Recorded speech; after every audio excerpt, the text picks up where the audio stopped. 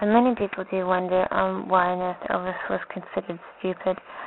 He thought himself as being stupid. He told the media himself that he didn't consider himself too bright. He wasn't able to do very well at school as a result. However, most people agree that he avoided school in most cases, and this was because of his unreliable background. Many people say that his family weren't actually illegal, and that they survived on an illegal birth certificate that they just made up. No one knows if this is true, but whatever they had was real enough in order to get overseas birth certificate to be able to let him into the army. Now, he wasn't ever telling anyone around him that he was very educated. In fact, most people don't agree that he actually went to school, that he was probably home brought. Many people said that he was almost psychotic in his beliefs that were the result of him growing up ideals that came from natural thought. Natural thought is ideals which are completely native to the human mind. They're brought up without any other education. They're just brought up upon how a person thinks. And many agree that this is how he was brought up. He was brought up to build up his own ideas about the world, and when he was being advertised on the television shows, he wasn't as he was almost delusional in an extreme sense when he wasn't able to sing, and this was covered up most widely when people realized that he could open his mouth and sing quite well. It covered up the fact that he might have a total mental handicap from having pretty much a no education upbringing, and from the development of his thought processes, which didn't rely on any book. It relied on him being able to think and perceive the world from his own original perspective.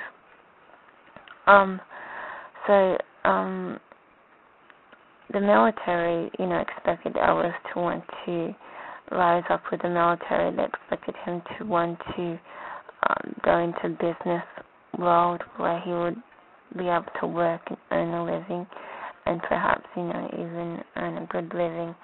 However, he pulled away from this simply because he didn't feel he was up for it. And he told the world that he'd rather do something more like acting as a job rather than be in an office, and that was because he thought himself fairly stupid and degenerate, and he wouldn't be able to be fit for an office environment, that he was more than, just an image. A person couldn't look at him and tell him where he was supposed to be. He was sort of, holding the reins and saying that he'd rather be an actor because acting relied on less book smarts, so to speak. And that's why he promoted himself on camera in order to try and, get agents and whoever was involved in filmmaking interested in his face and appearance and his personality, because he was interested in doing more movies, and he wasn't interested in doing any work, especially not office work. So when the sort of military kicked him out of the army, he was able to resume his lifestyle. He didn't generally get work right away. He had to wait pretty much for years to get any real further modeling work. It was said that he did part-time gigs in order to keep up some income, but he also spent his time in a police a lot of the time. Some people say that he tried to earn a living with a home business that had him making his own trophies. Now, he was supposed to sell the trophies and distribute them to people who needed trophies in order to, give to their kids. However, this was said to have been a wrong turn for Elvis. He spent a lot of his money on this sort of small business scheme with the trophies, and he didn't actually manage to sell any of the trophies. And so he left the trophies both in the basement of his house, and that was said to be where they got his the trophies that he did obtain from that are showcased in his house as part of his as part of a sector of his life, and said he won all these trophies at some stage. However, some speculate that there were the trophies that he weren't able to sell, and that all that they did was all that he did was write his name on them. And it's sort of like a joke when you realize that he might not have actually earned his trophies, but they might have been the remnants of a small business failure. So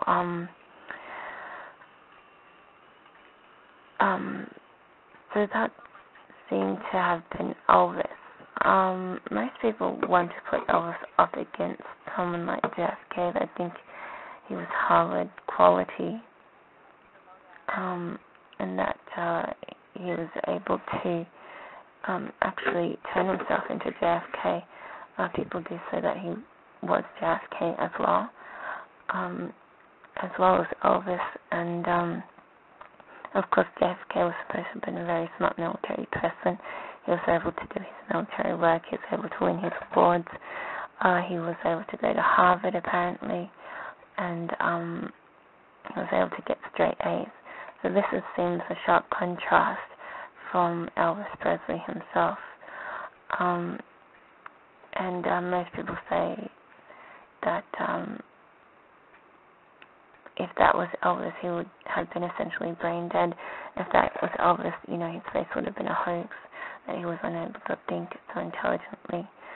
But, some say if that was Elvis on a high, then that would be him on a high, and, sooner or later his high would reach a low, and all his intelligence would be washed away. So, it's sort of, a strange speculation, but that's what some people believe, that he was placed JFK and Elvis, and that he was able to body double in his own life in order to be both characters. But some people disagree. Some people say that Elvis was Elvis and JFK was JFK, and that if they were sort of mixed together, that would be because one has overtaken the other's career, and it's expected that JFK would have taken Elvis' career and not Elvis having had taken JFK's career. So if Elvis had then taken over, he would have been wiped out. He would have left, and that would have left JFK to do whatever he wants. But most people disagree with this theory also. Some people say that JFK was actually Vernon, or someone who would have been Elvis's Vernon. So Elvis would have been his own child, or JFK would have been one of Vernon's other children. It all really depends.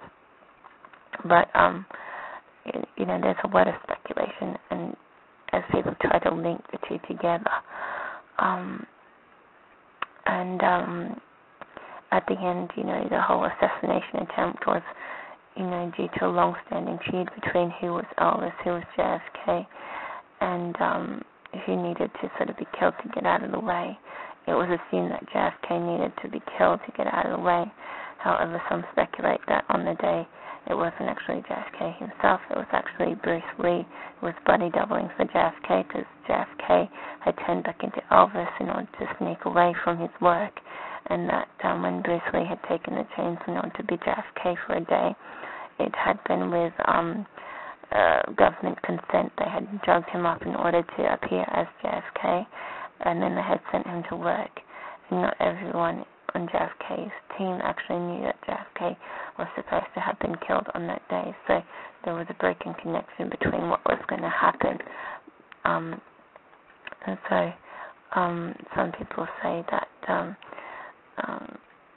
that was why, Bruce Lee might have been hurt, but he was obviously not killed because he was able to walk away from this accident, which was having his brains blown up. He was able to walk away with very little injury because he was able to cover his injured physical body with his spirit, which was put on a high to have him put back together again. Now, obviously, he didn't last more than 10-15 years after the assassination of JFK, or maybe 20 years, but he managed to live for quite a long time, and he probably did drugs until the day he died. But apart from that, that's a sort of speculation when it comes to sort of JFK's assassination attempt.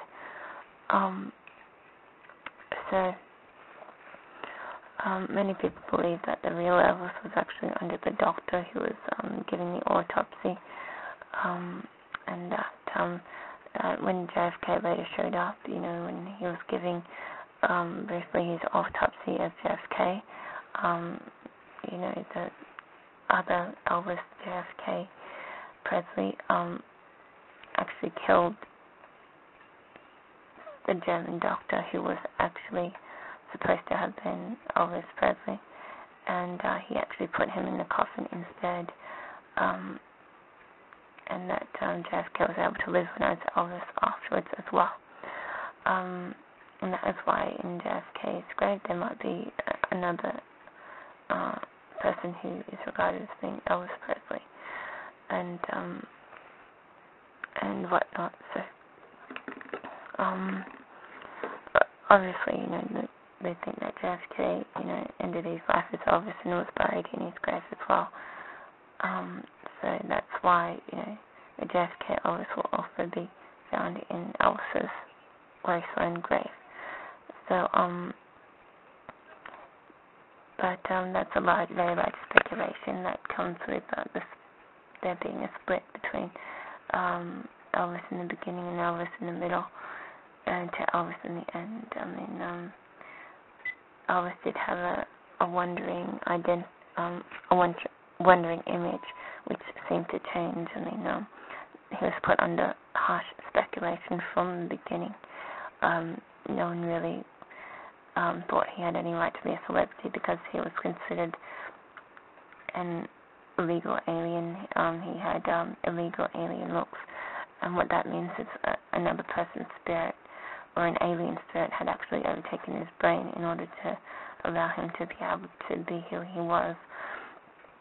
And that was a big thing at the time. No one with an illegal alien on the brain was supposed to have been allowed to live. However, saying this, they ended up turning illegal alien into a UFO alien being, and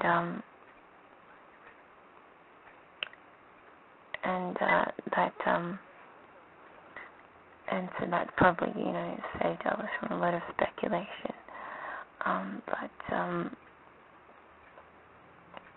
No one really kept to the rules. They always sort of try to change them when they sort of see someone that they think is impressive.